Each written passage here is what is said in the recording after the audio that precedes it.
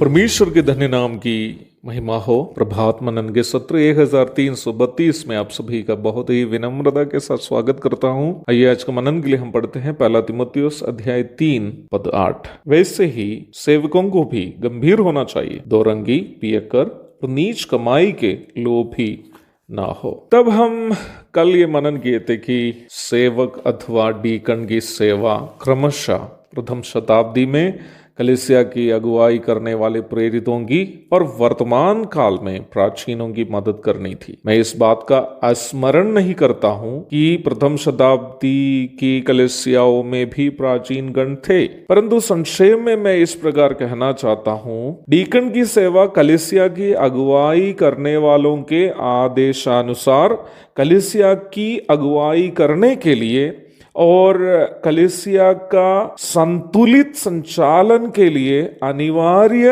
अन्य सहायताएं करके देना है। कल के ही मनन में प्रेरितों के काम 6 अध्याय से मैं उस उदाहरण आपको दिखाया था जो सेवक अथवा डीकन की सेवा समझने के लिए मददगार है। यहाँ अनिवार्य रूप में समझने की कुछ और बातें हैं। डीकन की सेवा कलीसिया में वचन सिखाना नहीं है। हाँ, ये बात में तर्क की जरूरत नहीं है कि डीकन को बुनियादी उपदेश में ज्ञान होना ही चाहिए, किंतु उनकी सेवा ये नहीं है कि कलीसिया को वचन सिखाए। कलीसिया को वचन सिखाने की सेवा वर्तमान परिप्रेक्ष्य में बोलने पर शिक्षा देने का वरदान प्राप्त अगुओं की और शिक्षकों की है। जब तक कलीसिया संसार में है, कलीसिया का संचालन केवल वचन सिखाने से संतुलित रूप में नहीं होगा। उदाहरण के लिए जैसे प्रेरितों के काम 6 अध्याय में हम आते हैं, कलीसिया में ऐसी विधवाएं देखते हैं जिनको मदद की जरूरी है। पहली शताब्दी की कलीसिया में 6 अध्याय की परिप्रेक्ष्य में यदि देखें तो वहां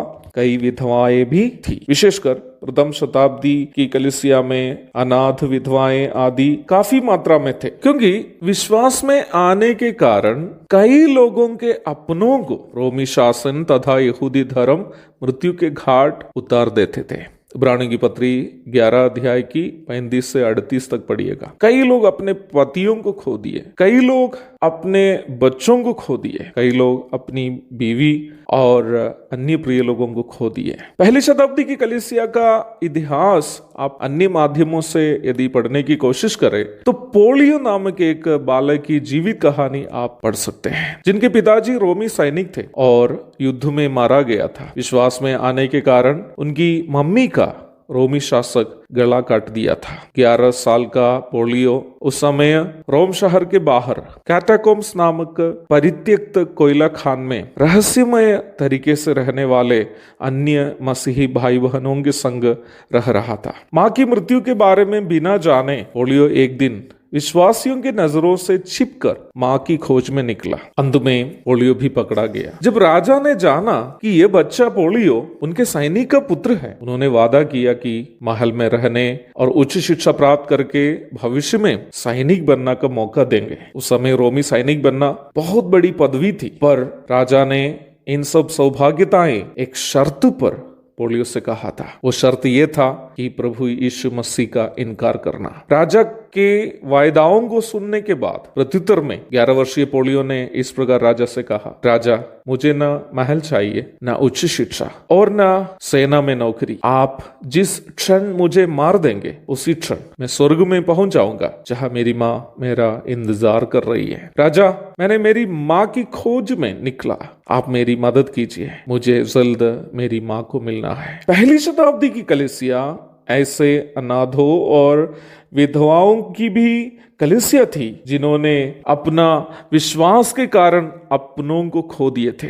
वर्तमान कालीन कलीसिया सांसारिकता में इतनी डूबी हुई है कि हमें न अनाथों की चिंता है, न विधवाओं की, न गरीबों की। अपना बैंक बैलेंस और सुख सुविधाओं को बढ़ाने के भगदड़ में हम एक ऐसा समूह बन गया है, ऐसा निर्दय और प्रेम रहित और दया रहित समूह बन गया जिनको अपनों को छोड़कर किसी की चिंता नहीं है। एक समय का भोजन के लिए तरसने वाले करोड़ों अनाथ और विधवाओं से और गरीबों से भरे हमारा देश में सोना चांदी के महंगे महंगे जेवर, दिखावा के वस्त्र धारण और अहंकार की जीवन शैली करते हुए जीने वाले विश्वासी लोग अविश्वासियों से अधिक सांसारिक हो गए हैं। मुझको और आपको अपने ऊपर शर्म करना चाहिए। पहली शताब्दी के सेवकगण जिसमें महिलाएं भी थी, वो थे जो कलीसिया के अधीन रहकर प्राचीनों की अगुवाई के अनुसार अनाथों की रखवाली करते थे, विधवाओं का देखभाल करते थे और गरीबों की सेवा करते थे। आज का मनन समाप्त करने के पूर्व एक सवाल पूछकर मैं समाप्त करना चाहता हूँ। क्या आपकी कलीसिया में इस प्रकार की सेवा करने वाले सेवक और सेविका हैं? यदि नहीं तो क्या ये इस बात का प्रमाण नहीं कि आपकी कलीसिया को गरीबों, अनाथों और अशरणों की चिंता नहीं? उत्तर स्वयं ढूंढिएगा मेरे प्यारे भाइयों बहनों। एक और शुभ दिन की धन्य कामनाओं के साथ आज का मनन का मैं यह पूर्ण विराम करता हूँ। प्रभु आपको अत्यधिक आशीष दे। आमीन।